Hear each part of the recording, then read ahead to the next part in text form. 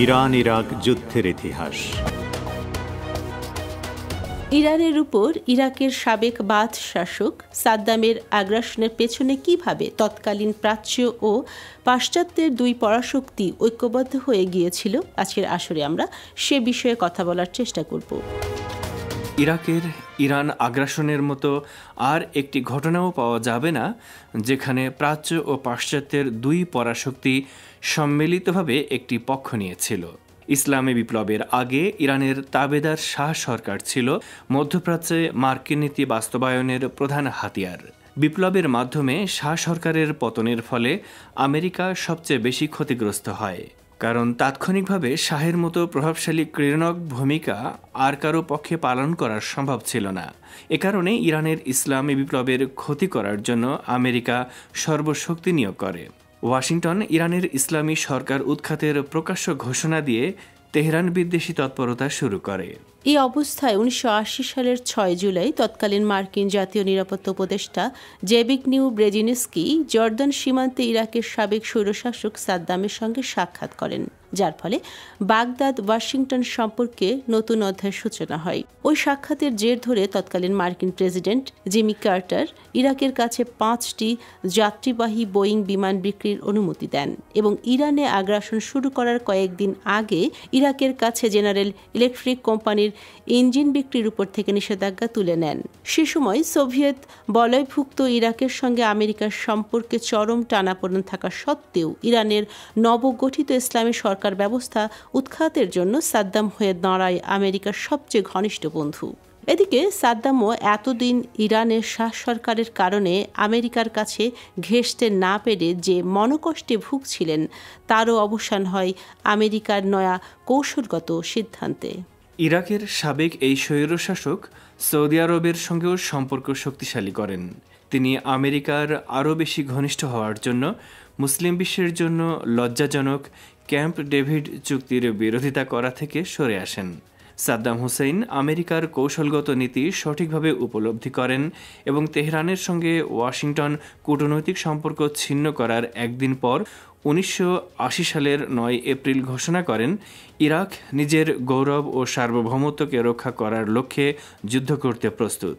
শেষ পর্যন্ত ইরানের ইসলামী বিপ্লবকে মোকাবেলা করতে পরস্পরের কাছে এগিয়ে আসা আমেরিকা ও ইরাকের মধ্যে সমন্বয়ের মাধ্যমে ইরাকের ইরান আগ্রাসনের চূড়ান্ত সিদ্ধান্ত গৃহীত হয়।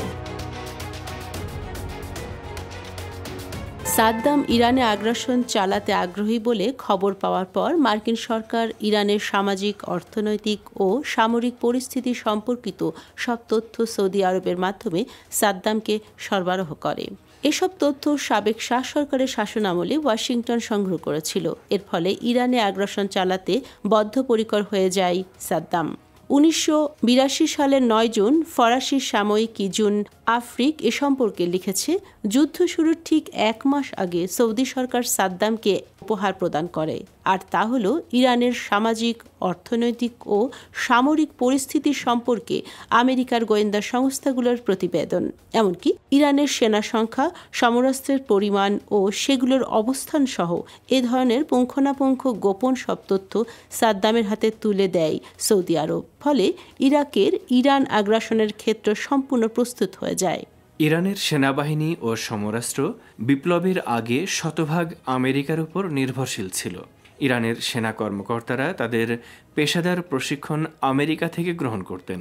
কাজেই আমেরিকার হাতে ইরানের সামরিক শক্তি সম্পর্কে যে তথ্য ছিল তা শাহ সরকারের হাতেও ছিল না।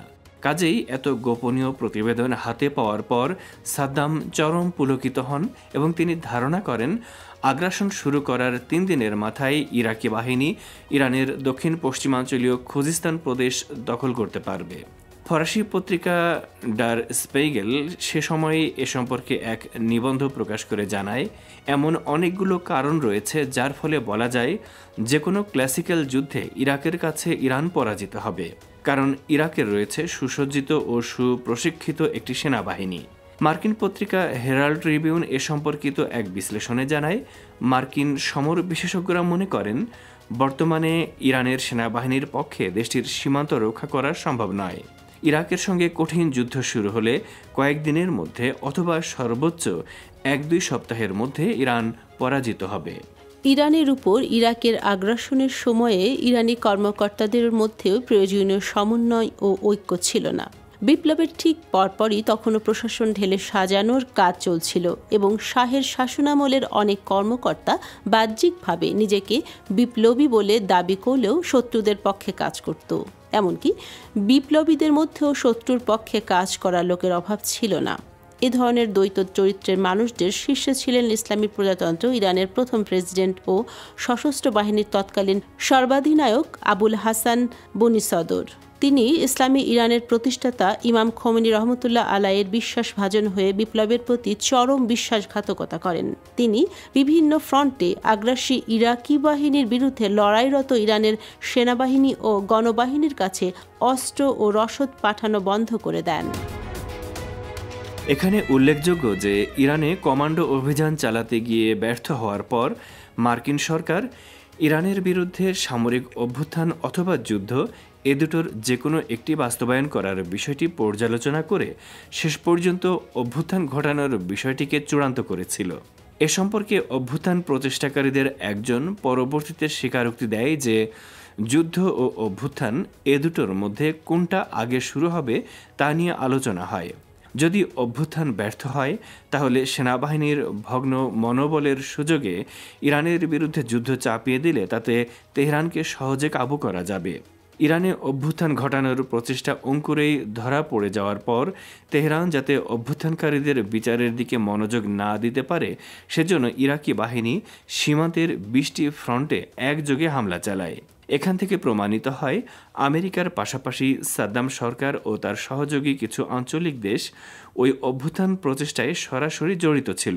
মার্কিন প্রেসিডেন্ট জিমি কার্টারের নিরাপত্তা উপদেষ্টা ব্রেজেনিস্কির পরিকল্পনা অনুযায়ী অভ্যুত্থান প্রচেষ্টায় ব্যর্থ হওয়ার সঙ্গে সঙ্গে ইরাকি বাহিনী ইরানের উপর ঝাঁপিয়ে পড়ে।